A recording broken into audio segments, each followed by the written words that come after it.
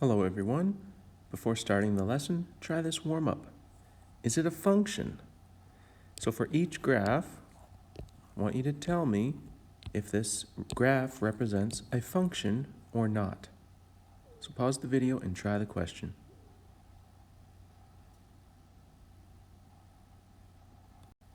Remember, the definition of a function is that each input has only one output. Input is x. So we look at the x-axis for input, and output is the y-axis. So when we look at each graph, we have to look at whether any x values have more than one corresponding y value. One way to do this is to use what we call the vertical line test. As I pass a vertical line over the function, how many points does it cross? If only one, then that means each value of x has only one value of y. So this first one is a function. The next one, each value of x has only one value of y. That's a function. How about this one? Nope. This value of x has two values of y because the vertical line passes through the graph at 2 points. This is a function. How about this next one? It's also a function. This is a function. Even though it's a wave, it goes up and down. Each value of x has only one value of y. How about this one? Nope. You can see at this value of x, there's more than one value of y. The graph passes through the vertical line at more than 1 point. So it's the same definition. If it's a function, each input has only one output, but we can think of that using a graph as well.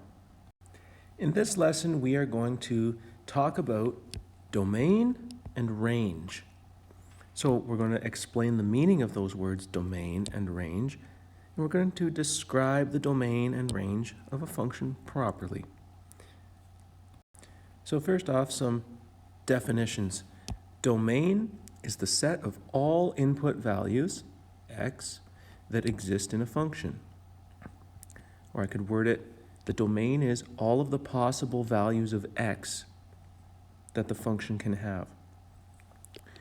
Range is the set of all output values, y, that exist in a function. Or range is all of the possible values of y that a function can have. So domain is all of the possible x values, range is all of the possible y values. As an example, this is a function. It's a list of ordered pairs, 1, 5, 2, 3, 3, 1, and 4, minus 1. In each ordered pair, we have input and output, etc. Remember, input is x, output is y. So on this function, all the possible values of x are 1, 2, 3, and 4. So I write that as the domain is the set of all these numbers, 1, 2, 3, and 4. These curly brackets are what we use in set notation. So it's notation, the way we write it is notation that refers to a set. The domain is the set of all these numbers. The range is the set of all these numbers. Remember, range is all the possible values of y. So range is 5, 3, 1, or -1. And I've just listed them in order from least to greatest. So when you're writing domain and range, you use set notation. That's the curly brackets. And what goes in the curly brackets is all the possible values of x for the domain, or all the possible values of y for the range. So here's a first example. Write the domain and range for each function. Each function is a list of ordered pairs. You can come up with the domain and the range. Pause the video and write out the domain and the range for each of these functions, and then check back in to see how you do.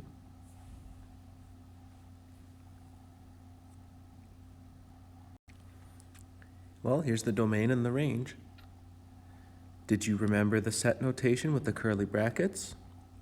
Did you remember to list your numbers in order from least to greatest? If there's repeats, did you remember just to list it once? These are all things you need to be thinking about as you write the domain and range. Here's the same question, just with mapping diagrams instead of a list of ordered pairs. So why don't you pause the video and see if you can write the domain and range for each of these functions.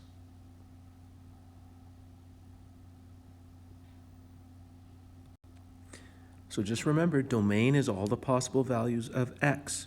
So for the first one, x can be 1, 3, 4, or 6. That's where this came from. Y can be 1, 2, or 5. So the range is the set of these numbers, 1, 2, or 5.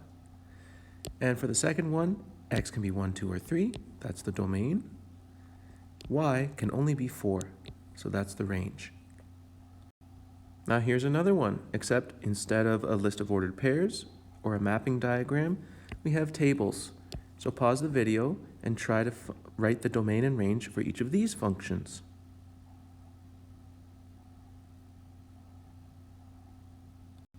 So here's the domain and range for each of these functions. If you had trouble with any of that, you should pause the video at this point and then ask for help before you move on. Now I want to switch gears a little bit here and talk about different types of numbers. So you can see that we have lots of different types of numbers. We have natural numbers, whole numbers, integers, rational numbers, irrational numbers, and all of these different types of numbers are called real numbers. So the reason I bring this up is because sometimes when you're talking about domain and range, x or y might not be specific numbers like we've been writing out. We have a list of a certain few numbers. You might have values that could be any kind of number in one of these sets. Natural numbers are the numbers 1, 2, 3, 4, 5. Call them counting numbers. Whole numbers is the same as natural numbers, except we also include a 0. Then we have integers, where we have whole numbers that it can be positive or negative. Rational numbers are any number that can be written as a fraction. We also have irrational numbers, which are numbers like pi, where we have a non-repeating, never-ending decimal value, and you cannot represent that as a fraction. All of these are called real numbers. So let's just say, for example, on the function, x can be any of these numbers. Well, we're not going to sit there and try to list out an infinite number of values to write in our domain and range. We're just going to say that x can be any real number, and here's the symbol for real numbers. It's kind of a script R. So consider the graph of the function f of x equals x. Here it is right here. The function works when x is any natural number, 1, 2, 3, or 4. If we look on the graph, when x is 1, 2, 3, or 4, we have a corresponding output for that input, so it works for that. Also, it works for any whole number, including 0. Right there, we have an output when the input is 0. Also, any integer value works on this function because x can be both positive or negative. We also have an output for negative values of x. Also, we can have fractional amounts. When x is a half, we have a value of y. When x is 3/4, we have a value of y. When x is 7 7/8, we have a value of y. Any rational number works for x. Any irrational number, like pi or the square root of 2, we can find a corresponding value of y on the graph. So this means x can be any real number, and the symbol for a real number is this right here. Now, if we think about the values of y, well, look at the graph. Y can be any number as well. It can be any whole number, any integer. We have a corresponding point on the line. So x can be any real number. Y can be any real number. which means we can write the domain and range like this. Domain is, well, x is an element of the real numbers. That's what that symbol means right here. It's not technically a letter E. It's curved with a line in the middle. It means that x is an element of the real numbers, or it belongs to the set of real numbers. Y is an element of the real numbers. Basically what this means is that x can have any value and y can have any value. This is the way we write that. So we don't have to list out all the possible values that x can be, because x can be an infinite number of numbers. So we write it like this, and this covers every possibility. Now let's look at a different function. F of x is negative x. Here's what it looks like on the graph. We can also see x can be any real number. It can be negative, it can be positive, it can be 0, it can be anything in between. Same with y. Y can be positive, y can be 0, and y can be negative.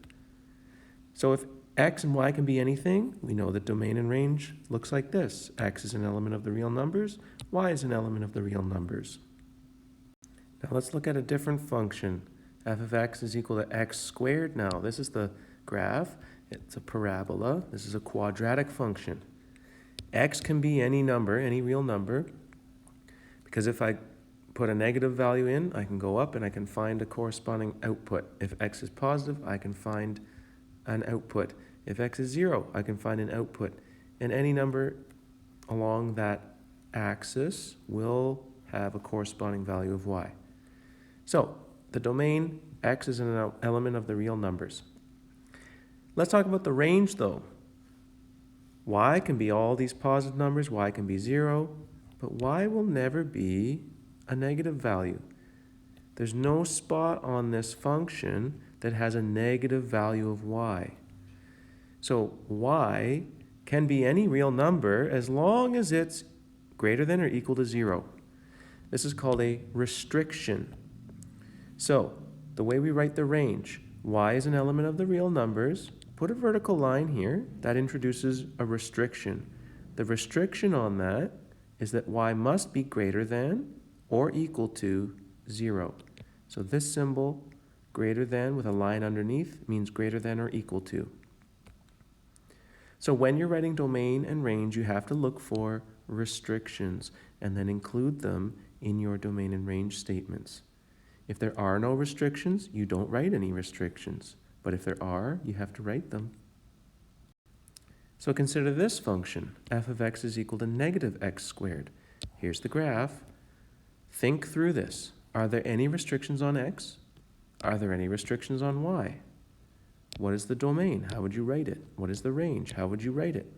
So pause the video and see if you can come up with the domain and range for this function with restrictions.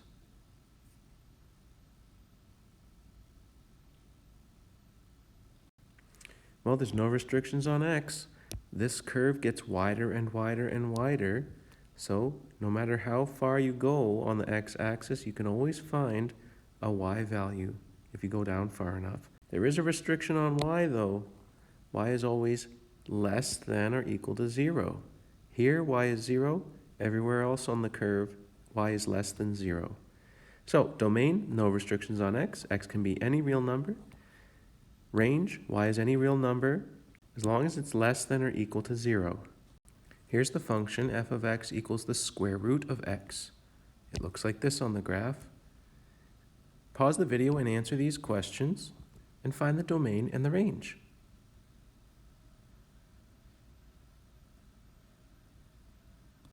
Are there any restrictions on x? Well, it has to be greater than or equal to 0. Are there any restrictions on y? Has to be greater than or equal to 0. So what's the domain? Well, x is any real number as long as it's greater than or equal to 0. And what is the range? Well, y can be any real number as long as it's greater than or equal to 0. So there you have it. Here's a weird looking one. This is called a reciprocal function. F of x is 1 over x. That's a fraction with x as the denominator. When you graph that, you end up with this. This is a strange one. X can be any number, except notice how the function bends away from the y-axis. It never actually touches it. So x will never be 0 on this function. Likewise, y will never be 0. The function gets close to it, but it doesn't actually reach it. So x can be any number except 0. Y can be any number except 0. We write the restrictions like this. This symbol means not equal to. In this function, we have a point here.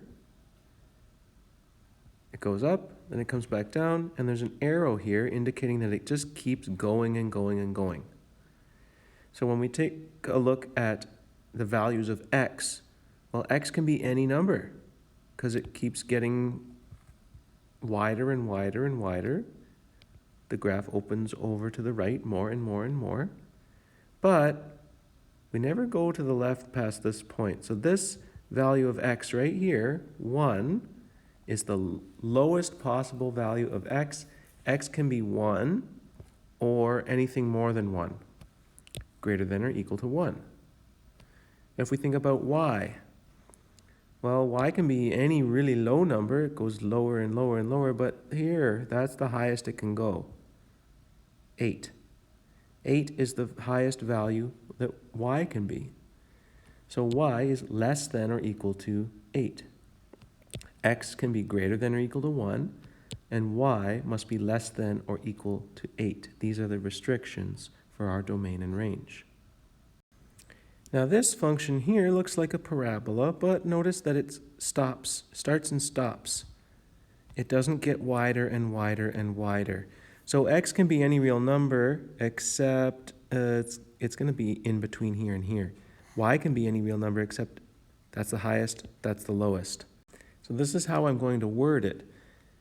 X is always between 1 and 5 inclusive. That means including 1 and including 5. So x can be 1, x can be 5, and any value in between. Likewise, if we think about restrictions on y, it's always between 4 and 8 inclusive. The lowest y value is 4, the highest is 8. So it's between 4 and 8, including 4 and 8. So if we think about the domain, all the possible values of x, well, x can be any real number between 1 and 5. This is how I write that. Break it into smaller chunks to understand how this makes sense. 1 is less than or equal to x, or x is greater than or equal to 1. The symbol opens towards the greater thing. So if 1 is the minimum, x is going to be greater than 1. Likewise, 5 is the maximum number that x can be.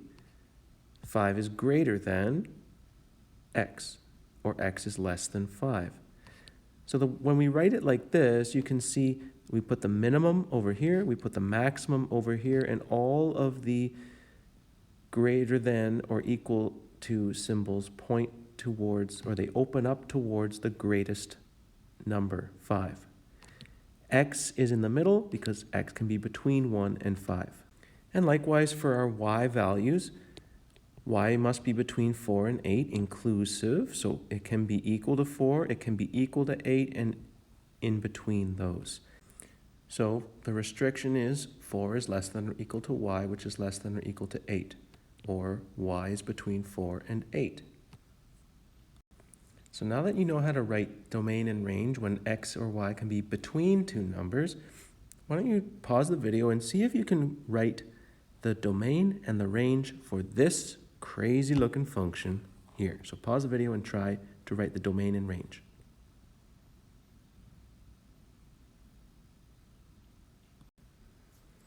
X can be any real number. That's the domain.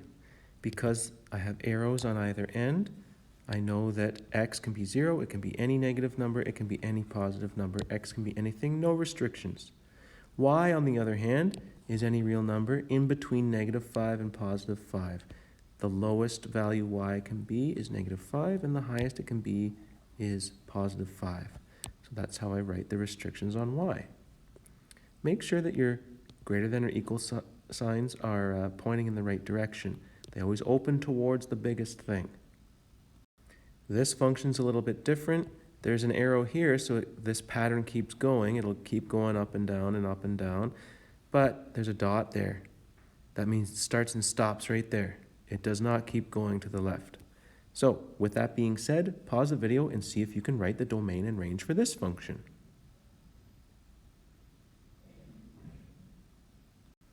Now the range is the same as the previous example. Y must be between -5 and 5. But the domain is different. There's now a restriction on x. X, the lowest x can be is this value right here. Now just pay attention to the scale. That says 500. So each grid line on the x-axis is increasing by 100. So that's where this came from. X must be greater than or equal to 100 because that's the lowest possible value of x. So hopefully you're getting a handle on how to write the domain and the range using the greater than or equal to signs, using the less than or equal to signs. If you're having trouble with this still, recognizing domain and range, you should ask me for some help. Otherwise, you can challenge yourself. This is a challenging problem because I'm not giving you the graph. All I'm doing is giving you an equation for this function and asking you to find the domain and the range. This is an extra challenge problem for those who are up for it. So if you want to do this one, pause the video and try it.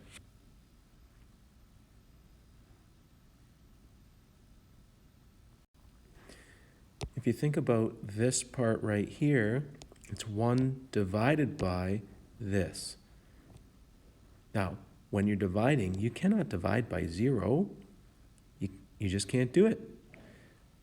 Which means x minus 4 cannot equal 0. And that means x can't be 4 because 4 minus 4 is 0. So there's the restriction on x. Now, if you think about this whole thing, it's a fraction. The numerator is 1. 1 divided by anything will never get you an answer of 0.